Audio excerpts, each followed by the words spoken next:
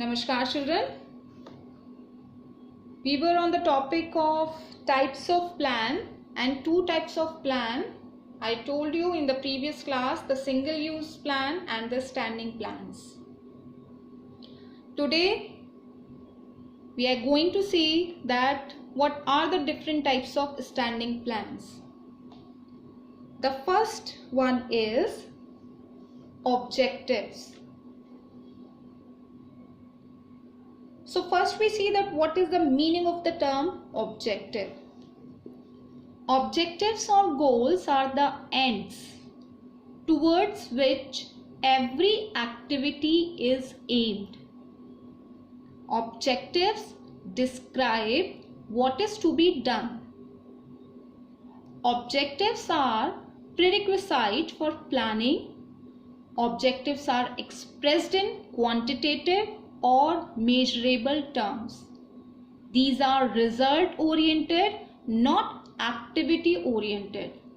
It is normally formed by top management. So, an objective simply stated is what you would like to achieve, like what will be the end result of the activity.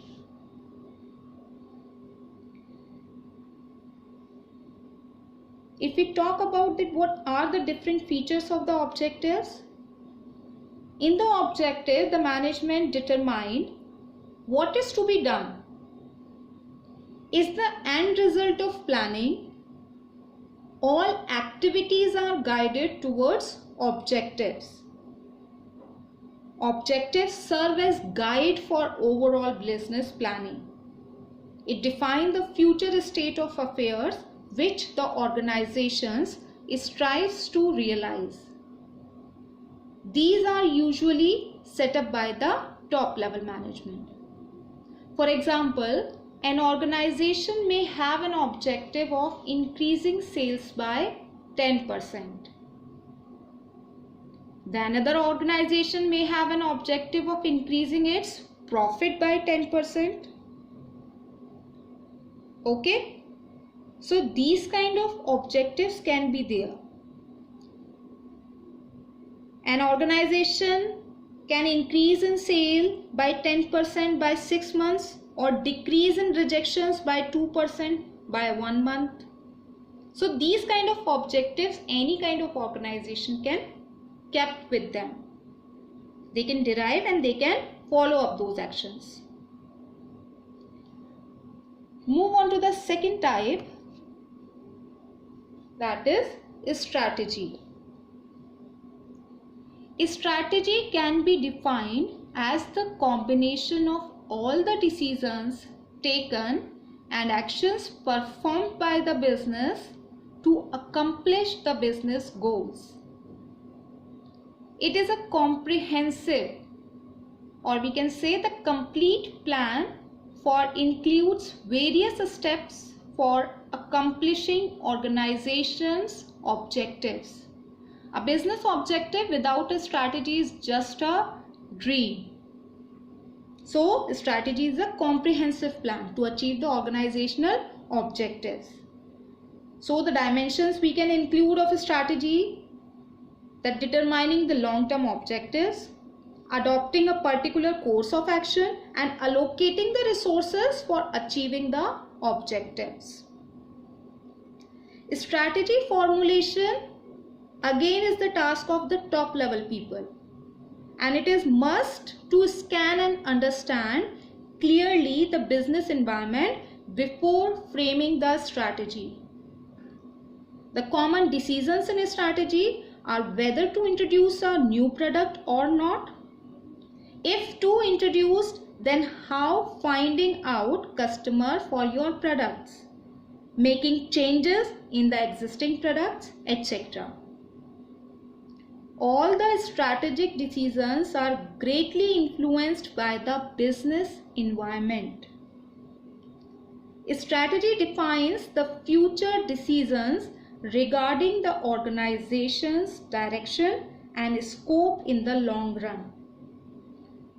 For example, choice of advertising media, sales promotion techniques, which channels of distribution to be used, who are the customers, what is the demand. These kind of questions should be answered in the strategy. If we talk about the features of a strategy, so is a blueprint of the business and provides outline to business. It is very much influenced by the business environment. A strategy directs future decision making and scope in long run. A strategy provides the broad contours of an organization in business. Strategies usually take the course of forming the organization's identity in the business environment. Major strategic decisions will include decisions like whether the organization will continue in same kind of business or combine new lines of activities or seek to acquire dominant position in the same business. Okay, so here one more example is given, that the objective is to achieve company's profit by 10%.